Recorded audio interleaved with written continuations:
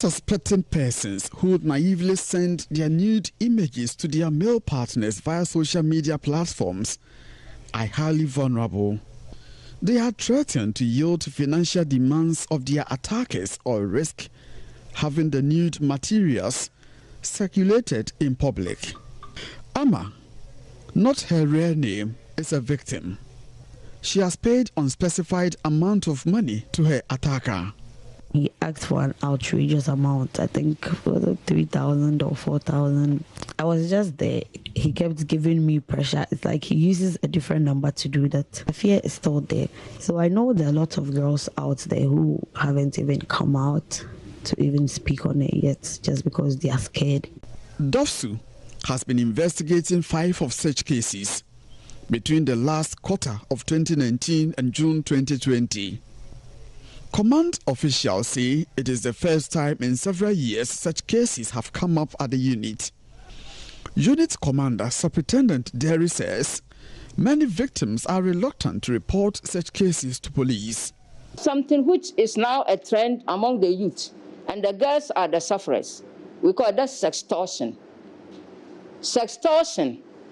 Because of social media, Facebook, whatever, then somebody is a boyfriend on Facebook and the person will manage and lure the girl.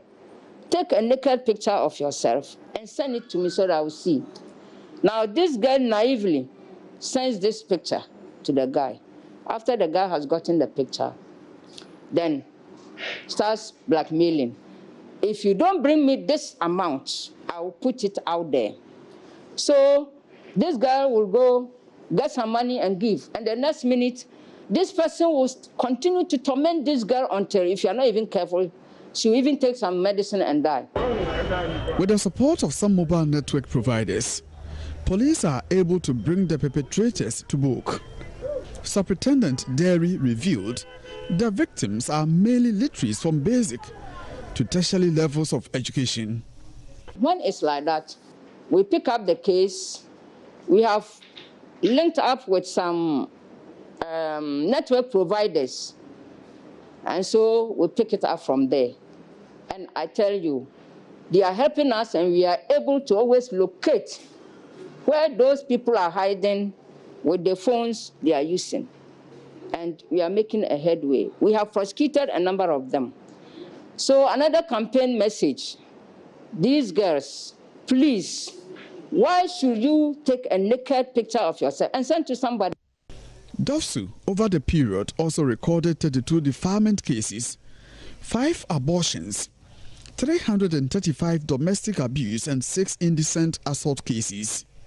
Superintendent Derry tells JoyNews on the sidelines of an event to commemorate World Population Day, victims must collaborate with police for justice and relief. When you are facing such a problem, when you report to our outfit, that is DOFSU, we will let you, and also with some other people we work with, try to locate whoever is doing that to you through the same medium, and in collaboration we'll be able to detect where the person is and possibly pick up the person. But with this, we need cooperation from the victim. You shouldn't hide any information you get from the suspect. Such cases are going on, and in fact, many young girls are now suffering because of it. It's just that they feel guilty to come out and report. From Kumasi, for JoyNews, Oiminteria reporting.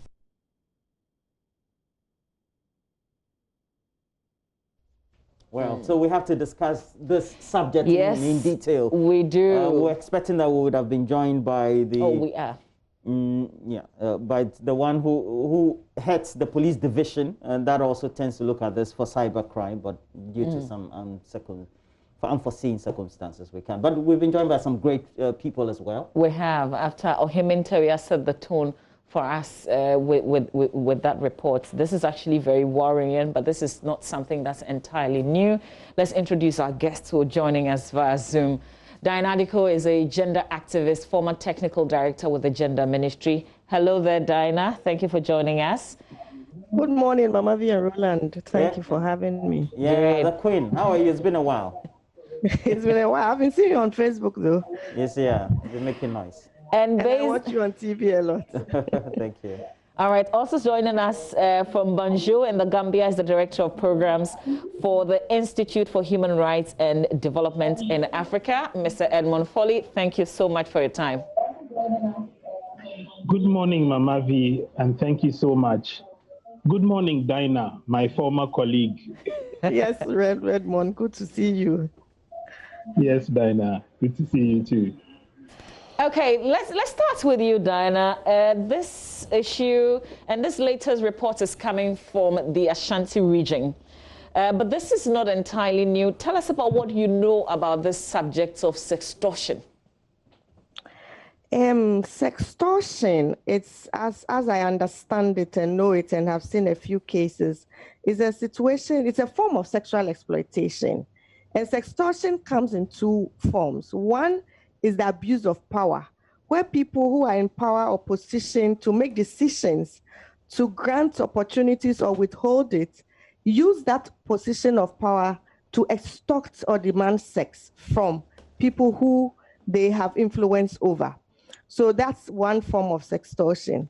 There's another form of sextortion where people use or threaten to use materials, nude materials of the victim to extort against sex. So they threaten that if you do not give me sex or sexual favor or anything related to sex, I'm going to use this material to, they're using that material on you to blackmail you. We also know of a scenario very closely related, which is defined as revenge porn, where often a partner or an ex-partner who has nude materials on you would use that out there as a way of revenging on you. So these are what I know about sexual extortion. What we are describing in this video, as I see it, I heard from Kumasi, sounds to me like another kind that we call webcam blackmail. Mama V, I see you spell my name Adiku again. It's Adiku, K-O. So Sure. There's another form we call webcam blackmail, and that is where demand for money come in. Most often, sextortion is usually the demand for sex in return of whatever blackmail is going on. But when it comes to webcam blackmail, there's always also a request for money. And usually there are criminals who use cyber platforms to engage victims who usually do not suspect that they are criminals. They lure them by way of partnership, engage in some form of cyber sex, record it, and then threaten them with those content that they're going to blackmail them and blackmail them with those content and demand money, or sometimes demand that they begin to produce pornographic material for them that they use for commercial purposes.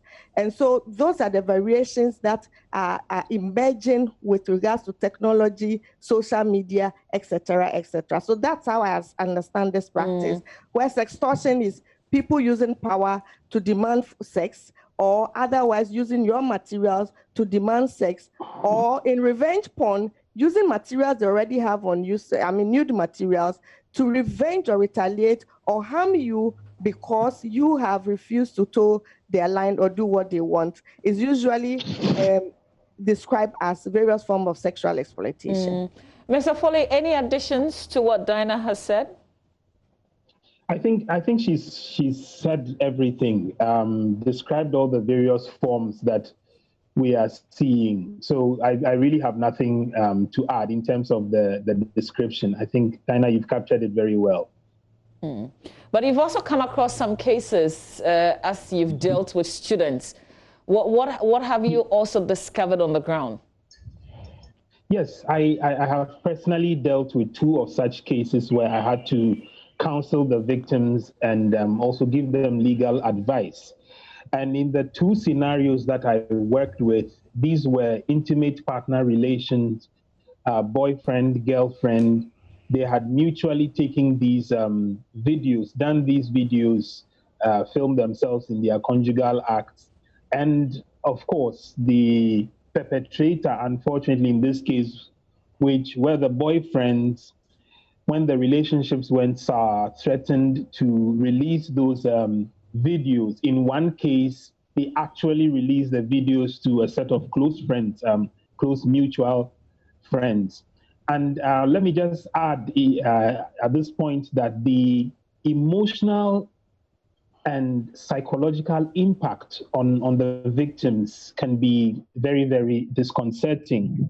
In the two cases that I dealt with, and like I mentioned to you yesterday, being students, it affected their academic work seriously. It had to take a lot of counseling and a lot of repair to their mental state to even get them back to themselves, as well as destroying their human dignity. But as was indicated by the police commander, as she said, why would you want to even do this, do a video to start with? It speaks volumes as to how a person regards him or herself in terms of personal dignity, your own self-worth, and how you view yourself. So in addressing this, I had to first get the victims to appreciate themselves, that they didn't need to put out their sexuality or their nudity to be accepted by their partners. But I was just going to say on the back of that, that can we even stop it? We cannot. People, even if they appreciate themselves, will still sometimes go ahead and do it, especially if they are not close. You know, one person is somewhere else and the other person is, they may not even ask for it, but may just get it. Indeed, Mama V, you are right. For those of us who work in the gender space and in human rights, one of the things you discover, and it's one of the tensions in this debate, is that you have, on the one hand, disempowerment coming out of exposure of this nature. But on the other hand, you have people who say, I feel empowered and I choose what to do with my body. And therefore, I will share that information, but you don't have a right to abuse what I share. The difficulty with that is, and we must all be careful, anything you put out on the internet never goes away. Or you put out through the digital space never goes away, it stays. And that is where then the people you have shared the information with, first of all, have a record on their own devices. But if you've also shared it through an application, a web application, say WhatsApp or TikTok or Zoom or whatever, there is somehow a digital record of that material you have put out and can be accessed and used against you at any point in time. And I remember about 2-3 years ago, Apple's cloud database was hacked. So we had celebrity pictures of some of the most notable popularity Hollywood and Bollywood actors here on earth circulated. Now, let me come to you, Dinah. Practically, how do they do these things? How do they do? You mean how do people have access to this information, or how do they start by luring and ultimately get to the point where these pictures are exchanged either conversely or in real time? Okay, so I think there are various dynamics to this. One of it is there's an assumption that most of the images that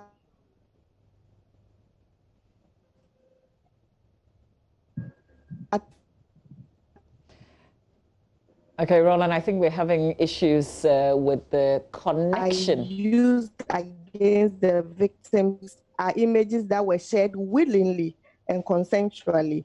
But Edmond, you actually, because, can you hear me now, Roland? Yes, we can. Roland, are we good now? Yeah, we're good. Okay, so I'm saying that it is not all the times that these images are shared willingly, consensually. And there are times, some of it are stolen. And when you say my systems are hacked and you find nude pictures of me, for whatever purpose I put them there, they were on my system and they were hacked and you got access to them. And then you're using it in the way that is not approved. There are times when they were jointly taken, when, as Edmond said, when the relationship was rosy, they were having fun, they were having a good time, consenting adults decided to take images and store it for their own memories. And I think adults, we've all have said that what people do in their bedroom is their business, so long as it is not any form of violation or abuse. And then the third one is, as I initially explained, when we talk about webcam blackmail, is where it's a criminal who come into people's space, be it children or adults, lure them into thinking that they are again in a consensual relationship.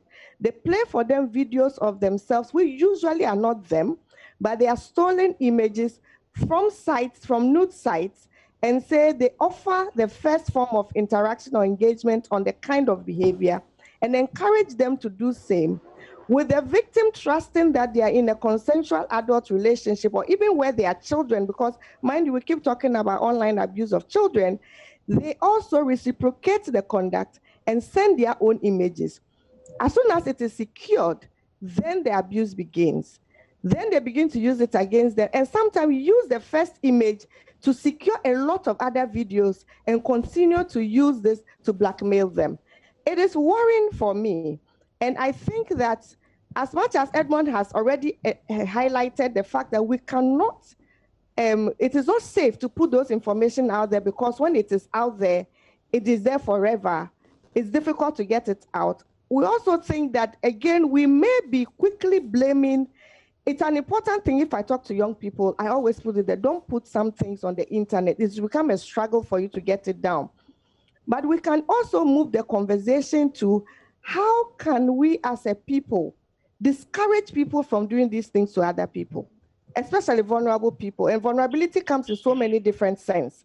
How do we discourage it and do not also continue to put the blame on the victims who themselves are already struggling? Edmond explained to you some of the struggles these victims go through, and some of it has led to suicide, poor performance in work, psychological torture, depression, and sometimes suicide. And you know how these things can go viral. But the question is, how can we shift the blame, responsibility on people to protect themselves, but put the responsibility on the people who share these things, and all of us who continue to share and reshare them and get excited about these things? We have a responsibility. For example, I ask, if somebody reports that his or her Benz had been stolen from the car park of any institution or her house, will we go asking, why did you buy a Benz? Or we are going to be concerned about how high crime rates are going up and how much protection we need as a people. But when it comes to rape and abuse or violation of people's bodies, especially women, our question always is, why did they get there? Why did they let it happen? Why did they not prevent it? That is what builds what we call the rape culture. That is what condones and breeds impunity, and that is what allows people to continue to do this.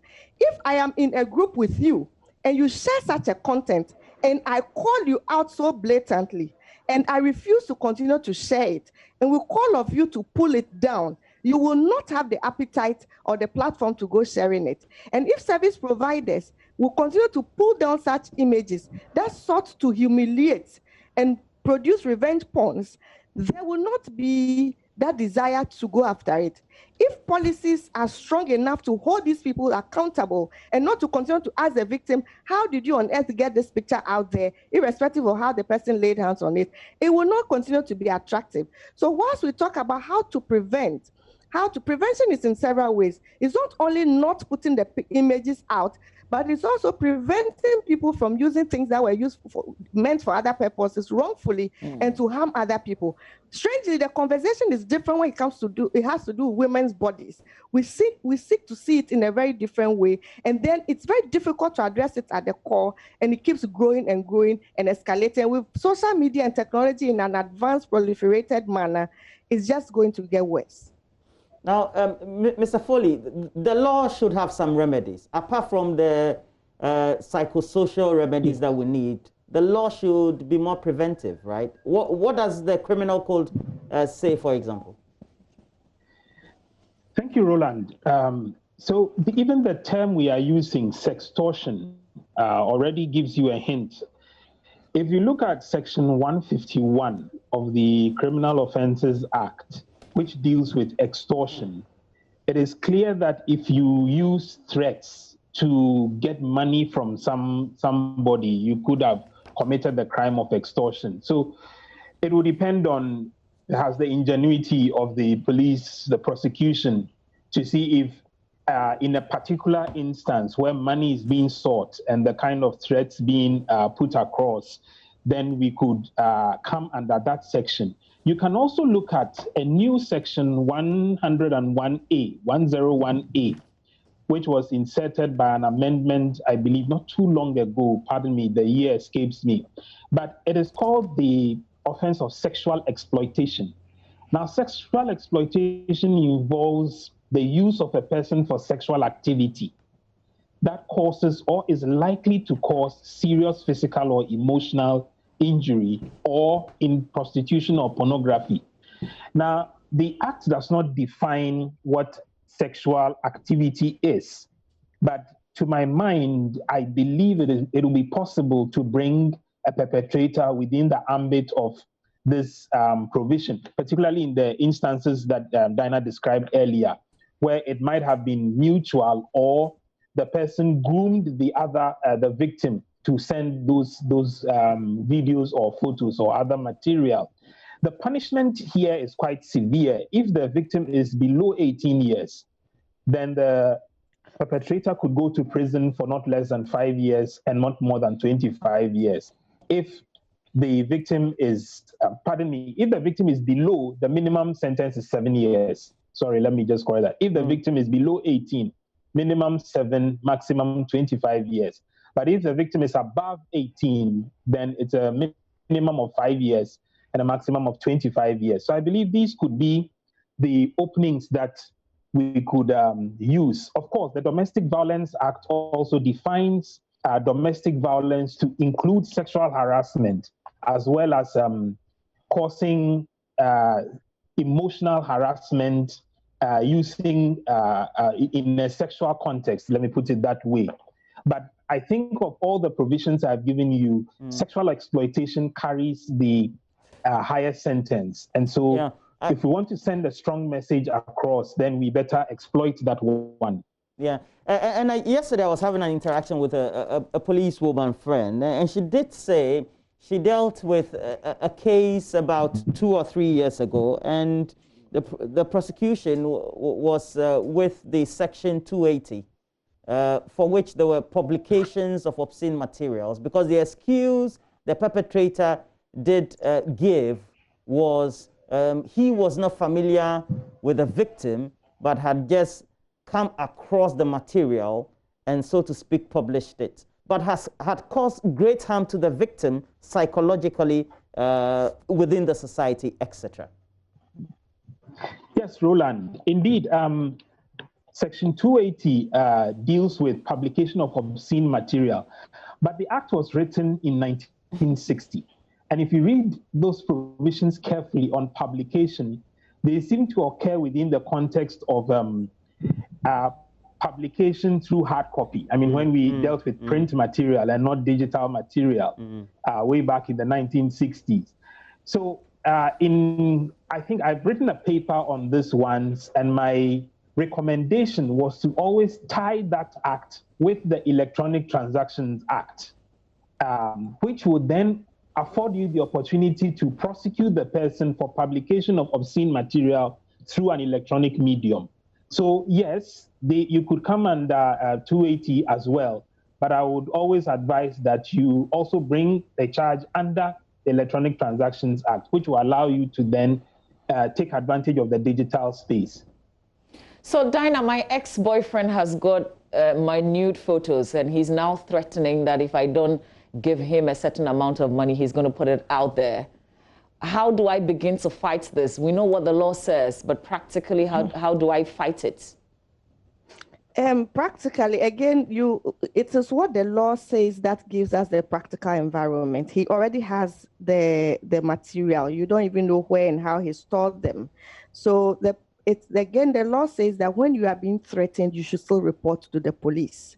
So it's like any other forms of threat. If you are being threatened in this form, you report to the police and give them information that is useful for them to invite whoever it is who is threatening you, and explain the law to them. And sometimes it is made clear to them that if such a material shows up anywhere, such a person will be held accountable. So the moment you are fortunate enough to be hinted that such a thing will happen, and he even goes ahead to add that you give this in return, So then there's clear intention of extortion or blackmail. The police is the first place to go. Domestic violence support, victim support unit is even a closer place because it is also within the domestic relationship.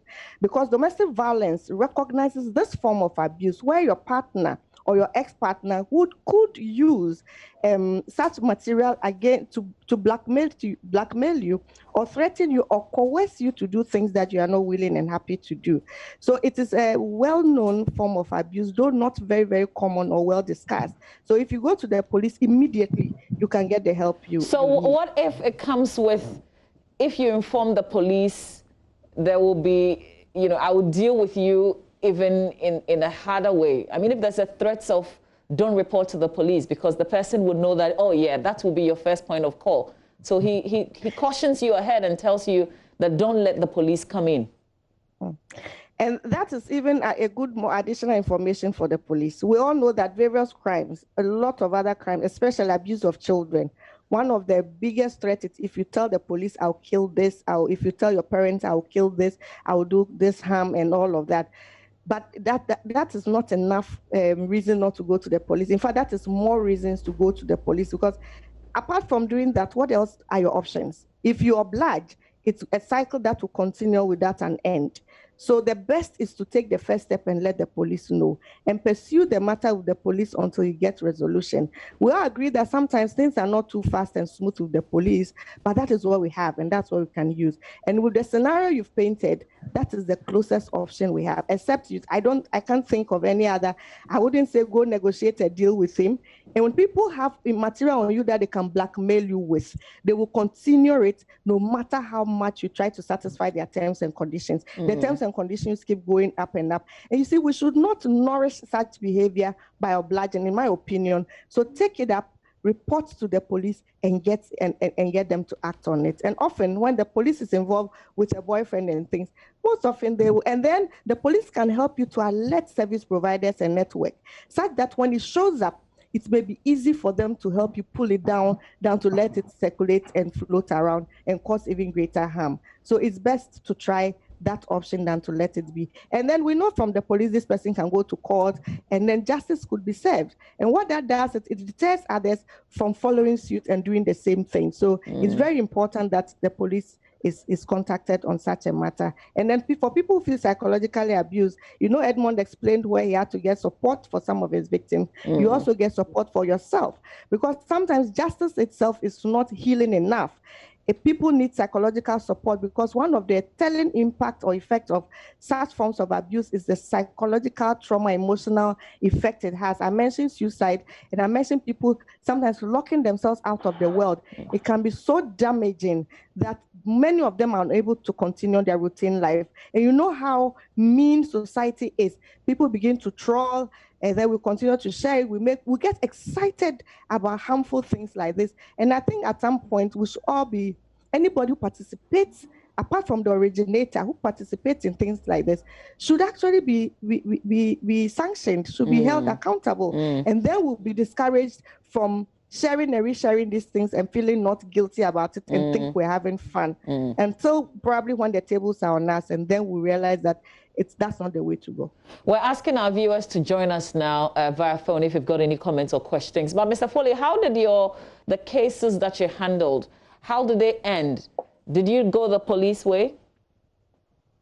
Yes, Amavi, we ended up in the police, and I must give credit to the officers of the Ghana Police Service who handled this. And we're talking some 4 years ago. So it was quite novel to them at that time. And even coming up with the charge, as far as I recall, the cases did not get to court, but the perpetrators, I believe, were scared enough and actually desisted from the practice. And I had been in touch with the two victims who said they had not continued that act. I think it was within the discretion of the police at that time to be sure that if they were going to prosecute, they would have a good case. And so, yes, I agree with Dinah. At every point in time, let us go to the police. But as we have this discussion, let us also call out the perpetrators. I think, as we've said, we tend to focus a lot on the victim, but we also need to punish people and make a spectacle of them so that this practice will stop.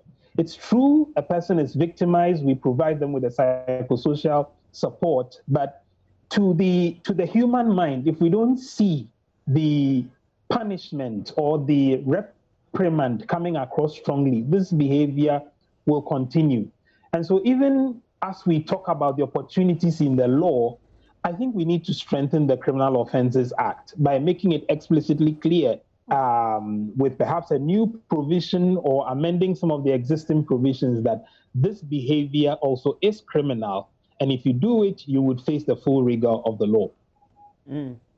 Well, as we open the phone lines, they're on your screen, 0302211691 or 2. In the UK, they have what they call the National Crime Agency. They tend to do the coordination. If you go to their site with their serious fraud office, they do that with the police, etc. So it looks like it's a wider network of coordination between inter-agencies. Is it because it's more prevalent there? And how can we adopt such from that jurisdiction to ours? Thank you, Roland. Definitely lessons to learn, but I must give credit to DOVSU in spite of all the logistical challenges that they've had. And we were one of the first countries in the sub-region to have gone the route of having a unit in the police focusing on cases of domestic violence from the days of the Women and Juvenile Unit. But let me also state that this crime is not only a male to women or male to female crime. The reverse also occurs. In fact, I just remembered that about 5 years ago, someone sent me a video from an African country I would not like to name, but it was a video of 3 women allegedly raping a man. They were forcing themselves upon him. He was screaming and crying, and it was being filmed. So I would suspect that this, of course, was going to be used for some purpose. I wouldn't be surprised if it was used eventually. But you could clearly tell the distress of the man. And I've used it in my gender classes to say that it is not only a crime targeting women, but men also are victims. And of course, the usual response is that, no, Mr. Foley, men are hardly victimized in a sexual context. But it is very true that men are also victimized. So as we have this discussion, let us not only look at it as a question for women. I do admit that women suffer more sexual violence than men. But when we also have those cases, let's deal with it without a stereotypical lens. Well, Mr. Foley, you make me feel vulnerable. I'm now a victim now. Would be victim. Now let's go to Emmanuel. He's a man. So Gakofe and Emmanuel. Yeah. What are your experiences? What's your contribution to this discussion we've been having? Okay. Roland, good morning to your viewers. We are in this country and we watch some of these so-called slave queens. They will take pictures of our MPs.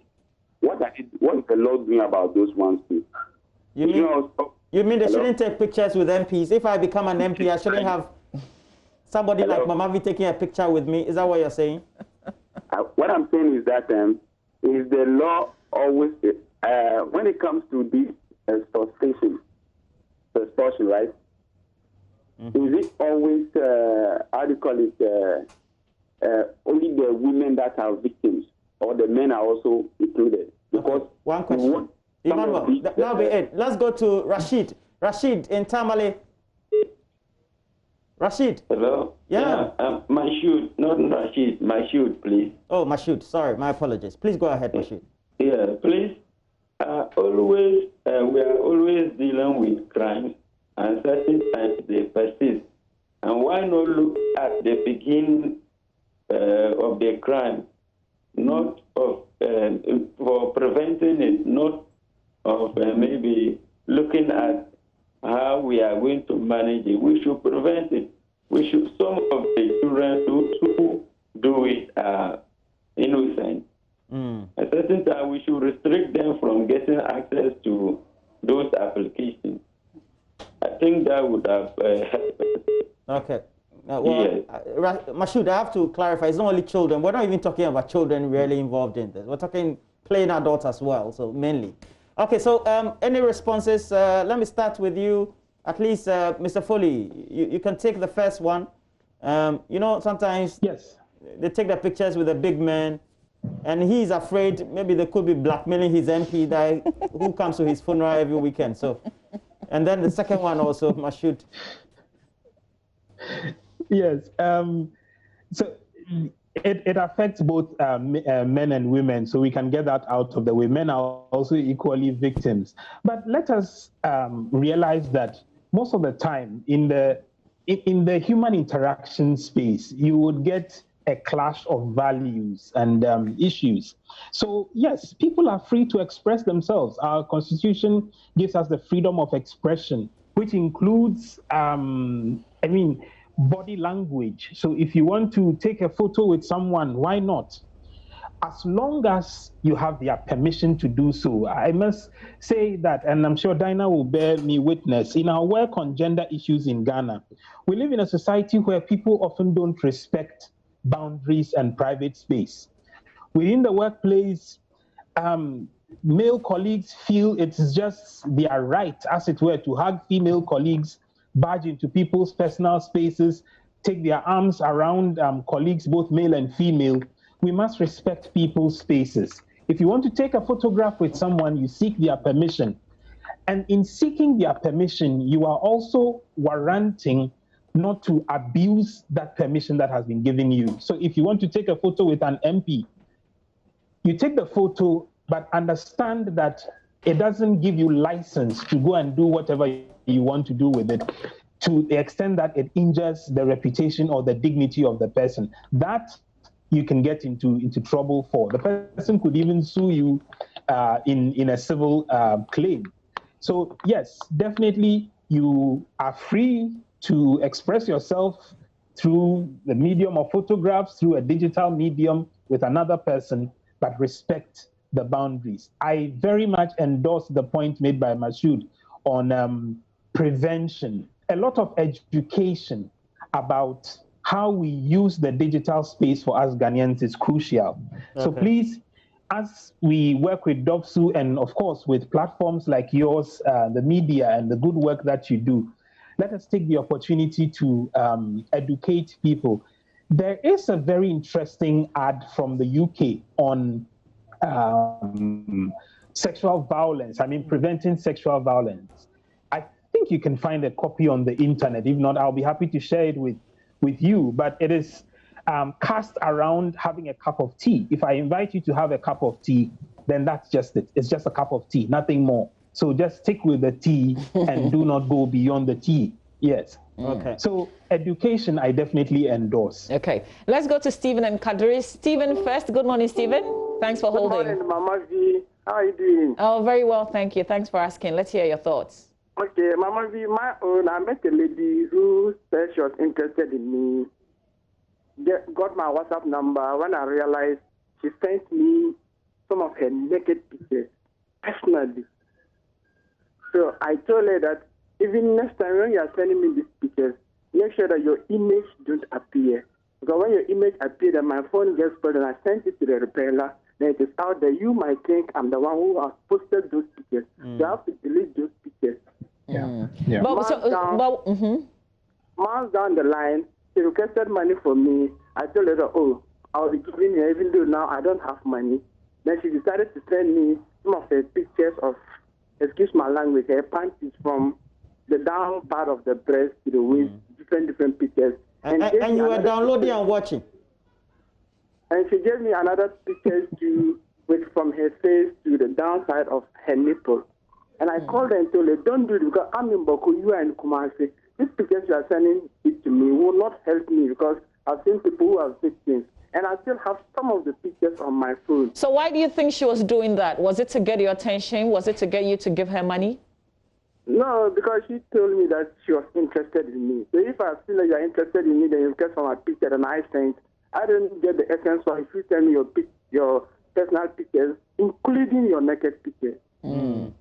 Okay. Your case is quite interesting. Well, you still have some of them on your phone still? Yeah, I still have some of the pictures. But is this a person that you're dating?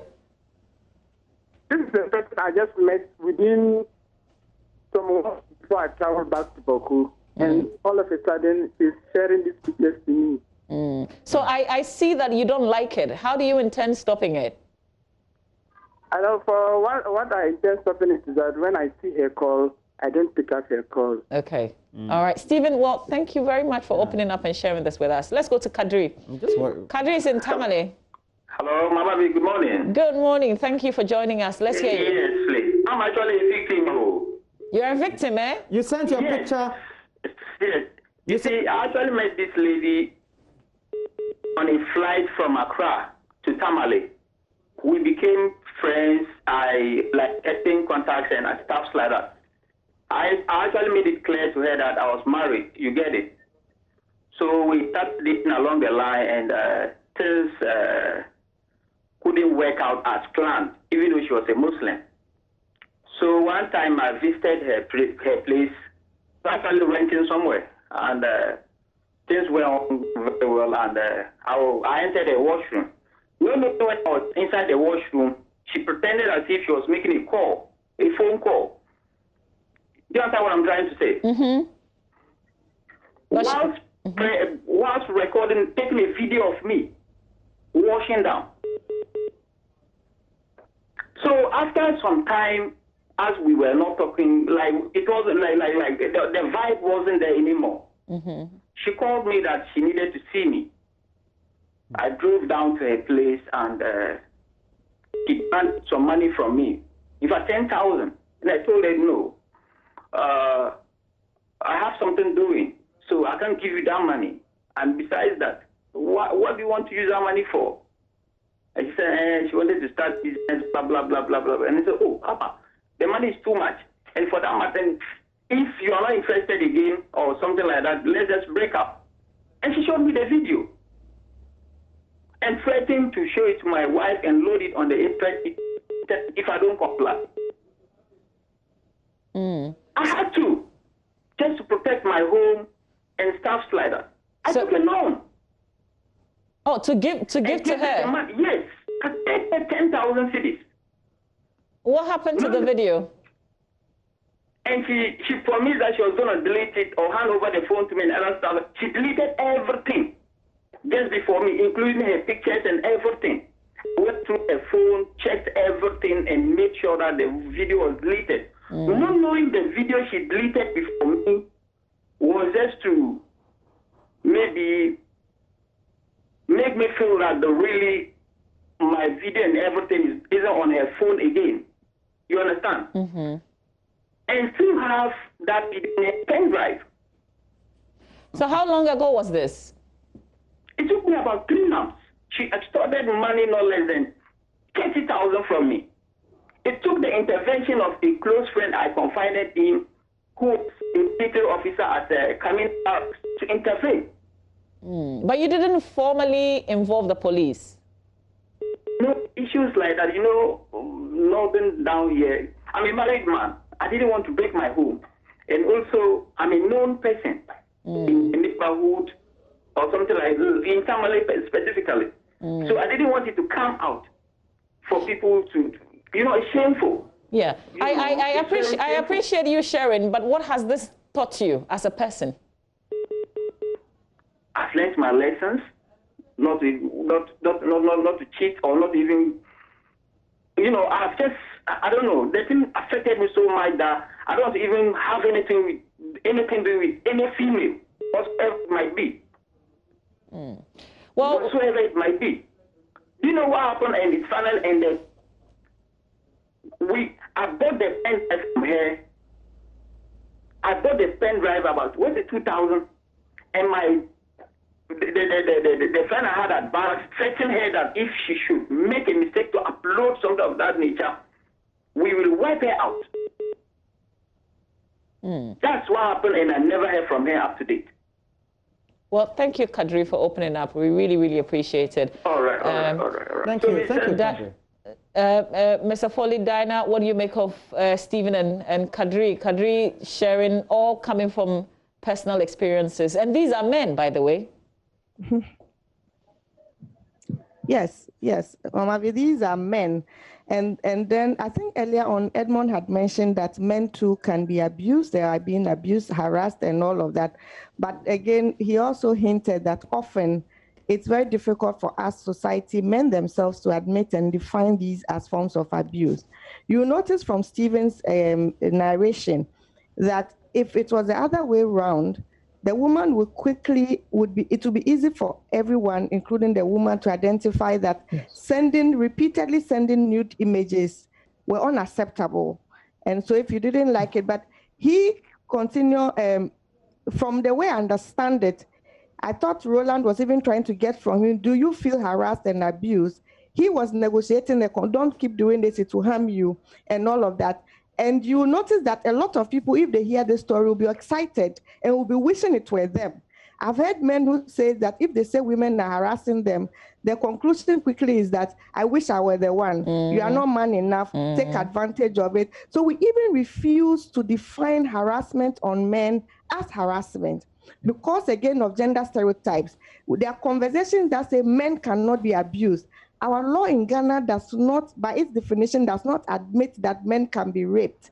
What am I saying? I'm saying that we operate within a society system that minimizes sexual abuse, particularly of men. And that gives the impression that men are in charge and enjoy all forms of sexual activities, to the extent that sometimes they have to put up with abuse in a way that is unacceptable. In many cases, what Stephen described, the girl sending him a lot of nude pictures, is a clear form of sexual harassment or seduction. Yeah. And those cases can be reported, and the woman can be invited, and actions can be taken to prevent her, stop her. But it's very hard for him to even get up and go to an institution or to an office and say, I feel I am being abused or harassed. For him to even tell her that you are harassing and abusing me. And that is the story of a lot of men who experience this kind of thing. But it is a clear classic example of harassment of Stephen. It will come under the category of seduction, or it is even wider cases of sharing unsolicited nude materials. That is, I know of a case where a man said a girl was sending him nude pictures, and when this issue when they dug into it, apparently the pictures were not hers. These were pictures that she had downloaded from the internet, and she was giving him the impression that they were her pictures.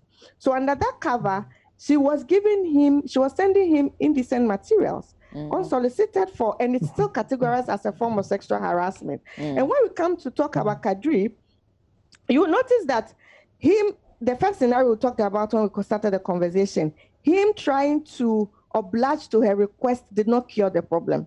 It did not cure it at all. She just kept going on and on again. So what happened, it's only changed when he brought him a force. He brought him an institution, but it was not quite an institution. He said he brought in a friend who was a soldier. That intimidated her. I mean, he talks about a different kind of threats, but that's a conversation for another day. But that was the only point he was able to stop it. I believe if he had gone to the police, he probably would have arrived at the same answer. But he has his own reasons, and he does his own admissions about what cheating and all of that is. The substance of the matter, however, is that he was also being abused. He was being violated, and he managed to get it stopped. But not everybody will stop it the way he could. The police, I still think, I stand by that. I think no matter how under-resourced the police is, how slow we think they are, I still think that would be the place to go for many people who would have been able to afford over 30,000 before seeking external support. Well, thank you, Diana. Mr. Foley, we have to end this conversation, but could Kadri have done it any other way, considering the social concerns that he has? And that would be the worry for many people as well. Yes, most definitely. I think that within the context of our relationships as a people, I would say for married people, and I have also heard stories like Kadiri's, let us be true to the vows that we make and support each other. I think our emotional health is very important. As a wider Ghanaian society, within our cultural setting, we have many opportunities for strengthening our fabric and for giving us a deep sense of self-worth. Let us go back to some of these values and uphold them, teach our children. I think that in this digital age, we are losing a lot of these values, which we shouldn't lose. And it's allowing such tendencies to creep in. So let us also be mindful of our emotional and psychological health as a nation, as a people, and go back to work on these. Yeah, I was asking if you're a pastor, but I think it helped that well. Yeah, good. No, but I reminded him, Mr. Foley, that you're a strong Catholic. He is a really strong Catholic. Charlie, because of you, I'm going back to Catholicism. I'm telling you straight. Yes, I am. But Mama B, just to top up with the training that Edmond talks about, we are training only, we shouldn't be training our children and young people in society to not take pictures and upload and all of that. We should also be training people not to violate other people's spaces and rights. Yes. So the training, it's both about save yourself the trouble, don't do this. But also train our young people not to think there's any capital in violating people's rights because the law is likely to catch up with you. So that kind of training is very, very important to attach. And it's important to also build on what the system does. If the system is punitive enough to such behavior, it is also one way of prevention. Systems should be punitive. And then organizations, institutions, Edmond has been a lecturer for years, institutions should have policies, sexual harassment policies that are beginning to accommodate issues of this nature. That even before we go to the police, within the institution, if you carry out such conduct, is the education institution, workplaces, etc., our policies should prohibit such behavior and strong sanctions to be attached to it. Such that is deterring enough and sanitizes the system. As we have already said, we should call out our friends and our relatives who do these things so that they don't feel empowered enough to do it. We should stop trolling victims and we should stop encouraging the circulation of these materials so that we protect ourselves, our children, and the generations after us. Mrs. Diana Adiko, thank you very much for your time. Mr. Edmond Foley joining us from Banjul, the Gambia. We really appreciate your time as well. Thank you very much for joining us. This very important conversation.